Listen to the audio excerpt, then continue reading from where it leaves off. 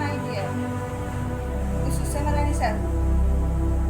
ଭାଗବତର ଅର୍ଥ କ'ଣ ଜାଣିବ? ଭାଗବତ କହିଲେ ଆମେ କ'ଣ ବୁଝିବା? ନୀତି ଭାଗବତ ଗୋଟିଏ ଅଧ୍ୟାୟ ପଢ଼େ, ଭାଗବତ ଶୁଣେ, 18ଟା ପୁରାଣ ପଢ଼ିଲେ ଯେତିକି ଫଳ ମିଳେ, କେବଳ ଭାଗବତ ଗୋଟିଏ ଅଧ୍ୟାୟ ପଢ଼ିଲେ ସେତିକି ଫଳ ମିଳେ।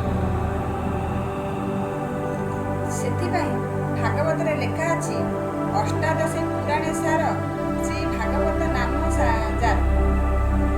18 ପୁରାଣ ଭିତରେ ସାର ପୁରାଣ ହେଉଛି ଭାଗବତ। ମରିବାକୁ ଯାଉଥିବା ଲୋକଙ୍କ ମୁଣ୍ଡ ପାଖରେ ଯେଉଁ ବହିଟି ପଢ଼ାଯାଏ ସେ ହେଉଛି ଭାଗବତ। କାରଣ ଭାଗବତ କେବଳ ମୁକ୍ତି ଦେଇଥାଏ। ଭାଗବତ ଗୋଟିଏ ଏମିତି ଗ୍ରନ୍ଥ, ସବୁବେଳେ ଯିଏ ନୀତି ଅଭ୍ୟାସ କରିକି ଗୋଟିଏ ଅଧ୍ୟାୟ କି ଗୋଟିଏ ପଦ ଖାଲି ଭାଗବତରେ ପଢ଼େ, ସବୁବେଳେ ନୀତି ଅଭ୍ୟାସ କରିକି ଗୋଟିଏ ପଦ ଖାଲି ଭାଗବତରେ ପଢ଼ୁଥିବ, ତା ଜୀବନ ସାରା କୌଣସି ବିପଦ କି ତା ସାମ୍ନାକୁ ତା ପାଖକୁ ଆସିପାରିବ ନାହିଁ। ଭାଗବତରେ ଗୋଟିଏ ଗୋଟିଏ ପଦ ଏମିତି ବ୍ୟାଖ୍ୟା ଅଛି, ଏମିତି ଅର୍ଥ ଅଛି, ମହାଜ୍ଞାନୀ ମହାପଣ୍ଡିତମାନେ ବି ହାର ମାନିଯାଆନ୍ତି।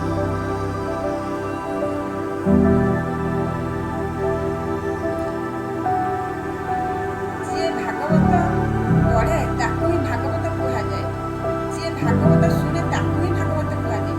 ଯେଉଁଠି ଭାଗବତ ମନ୍ଦିରରେ ଭାଗବତ ପଢ଼ାଯାଏ ତାକୁ ହିଁ ଭାଗବତ କୁହାଯାଏ। ମନ୍ଦିରରେ ଯିଏ ବସିଛନ୍ତି ତାକୁ ହିଁ ଭାଗବତ କୁହାଯାଏ। କାରଣ ଯେଉଁଠି ଭଗବାନଙ୍କର ସତ୍ତା ଥାଏ ତାକୁ ହିଁ ଭାଗବତ କୁହାଯାଏ। ଭାଗବତର ଅର୍ଥ ହେଉଛି, ଭା ମାନେ ଭାଗ, ଗ ମାନେ ଜ୍ଞାନ, ବ ମାନେ ବ୍ରହ୍ମ, ଗ ମାନେ ତତ୍ତ୍ୱ।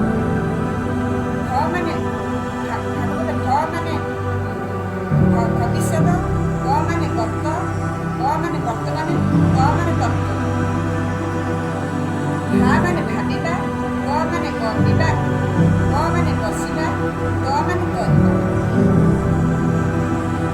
ଯାହାର ଯେଉଁ ଭାବ ଦେଖି ଭଗବାନ କହିଛନ୍ତି, ଆରେ ନାବ ମୁଁ ଦିଅଇ ସଳଖି। ଯାହାର ଭାବ ଯେମିତି ଭଗବାନ ସେମିତି ନାବ ତା ପାଖକୁ ପଠେଇ ଦେଇଥାନ୍ତି। ଏଠୁ ଆମେ କ'ଣ ବୁଝିଲେ? ଭାଗବତରେ ଆମେ ଜାଣିଲେ ଯେ ଆମେ ଯେମିତି ଭାବରେ ଠାକୁରଙ୍କୁ ଡାକିବା ସେମିତି ଭାବରେ ଆମକୁ ଠାକୁର ଦେଖା ଦେଇଥାନ୍ତି। ଆମେ ଠାକୁରଙ୍କୁ ଯେମିତି ମନ ଦେଇ ଡାକିଲେ ଆମକୁ ସେମିତି ସେ ଭାବରେ ଆମକୁ ଦେଖା ଦେଇ କହିଦେଇଥାନ୍ତି। ଆଢ଼ୁଆଳରେ ହଉ, ଯେକୌଣସି ପ୍ରକାର ଆମକୁ ଦେଖା ଦେଇ ହଉ, ସ୍ୱପ୍ନରେ ହଉ, ଆସିକି କହିଥାନ୍ତି। ସେଠୁ ଆମେ ଜାଣିଲେ ଯେ ଭଗବାନ ଗୋଟେ ଅଛନ୍ତି। ଆମେ ଦେଖିନାହାନ୍ତି, ଜାଣିନାହାନ୍ତି, କିନ୍ତୁ ବିଶ୍ୱାସ କରୁଛନ୍ତି ଭଗବାନ ଅଛନ୍ତି। ଭିଡ଼ିଓଟି ଯଦି ଆପଣଙ୍କୁ ଭଲ ଲାଗିଥିବ, ଯଦି କିଛି